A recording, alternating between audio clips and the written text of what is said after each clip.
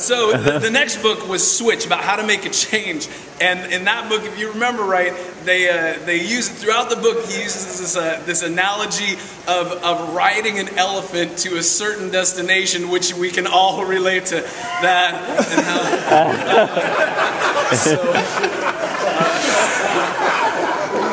good choice. They must have had some traumatic experience at Barnum and Bailey as kids or something like that. But they talk about several things. So the first thing they talk about with Switch is you have to direct, or you have to direct the writer. And to direct the writer, the first thing they say is to find and follow the bright spots. And they talk about solutions-focused therapy.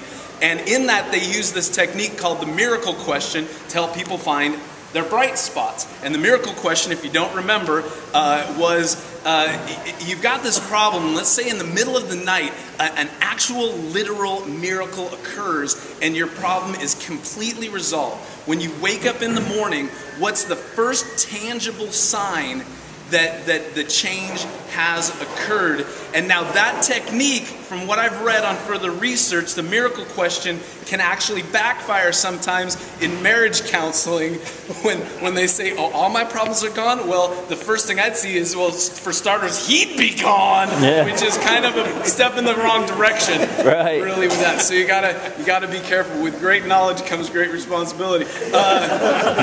Then they say the other thing for directing the writer is to script the critical moves. They say it's imperative that you have this big overarching high concept goal, but for your people, for the rank and file people, you have to tell them specifically what they need to do at the key points of this change initiative. So you have to present both the high concept goal plus the critical move. So for instance, let's say your goal is to increase profits. Your high concept goal, increase profits. Your critical move, start capitalizing expenses.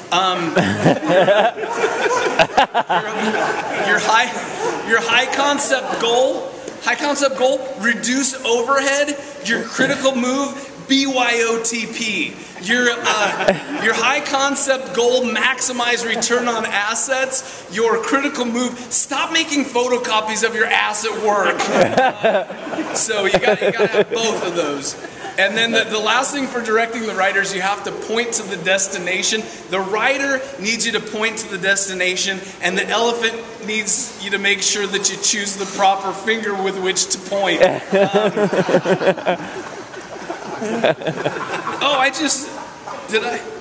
Okay. The next part, and this is some of the overlap. We want Weird Al. Oh, sorry. Weird Al. Well, sorry. The next part, some overlap with the elephant. To motivate the elephant, you have to find the feeling, is what they said. And I thought this was one of the points that was really poignant for me from the book. Was they said that in most people think that change happens in this sequence: analyze, think, change.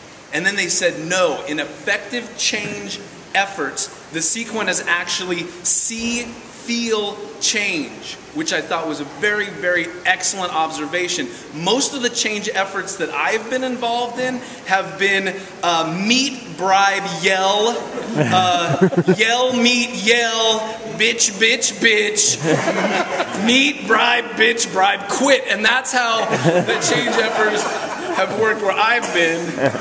You might have a different experience. And then he says to motivate the elephant, you gotta shrink the change. Like ice after a vasectomy, urologists get that. You need to shrink the change. And then, true story.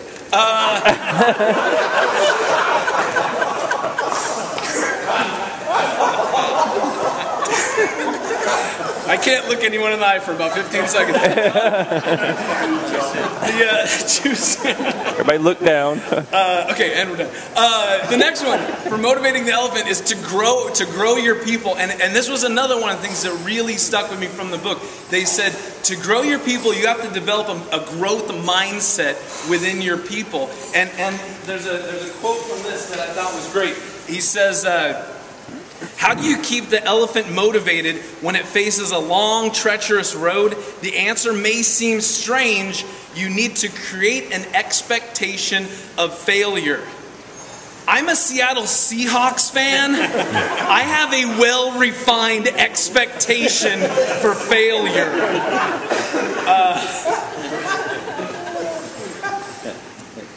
And then, and they also say Made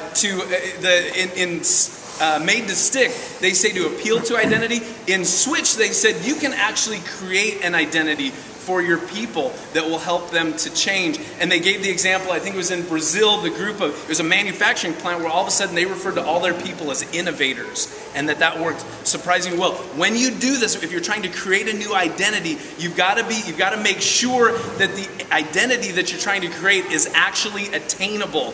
Like, for instance, let's take Ireland. Think about what comes to mind with Ireland. Potato famines, Northern Ireland bombings, most recently an $89 billion bailout.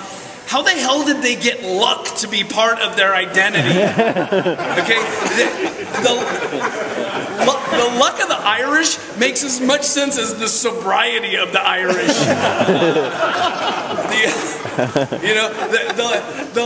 The Irish have luck like Utah has Democrats. Really, is what we're getting to. The last thing was to shape the path, and they say the first step to shaping the path is to tweak the environments. There's small changes you can make in your environment that will help your change efforts. And they talk about this thing called the Haddon matrix that I really like. If you're trying, if the change has to do with curtailing a specific behavior, the Haddon matrix works very well because it's a framework to analyze your environment and in these three key phases of time: pre-event, event, and post-event. You remember this? So do what you can beforehand so the event doesn't happen. At the moment of the event, what can you do to prevent it from happening? And then in the case it happens anyways, how can you minimize that? So let's say you're trying to stop swearing at work. What could you do about that? Well, pre-event, you could stop listening to Glenn Beck because he just pisses you off to begin with. Secondly, so for the event, you could hire my great Aunt Jerry to sit in your office because she's got a backhand like a viper that'll just smack your sass right out of your pie hole. And then post-event, let's say that you let one slip. How can you minimize that? Well, first off, you could explain that it's a direct quote.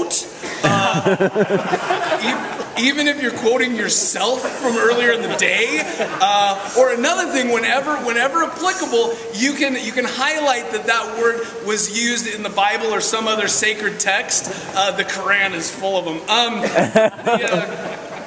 And then the other way to shape the path, they say, is to build habits. I say go all the way and foster addictions.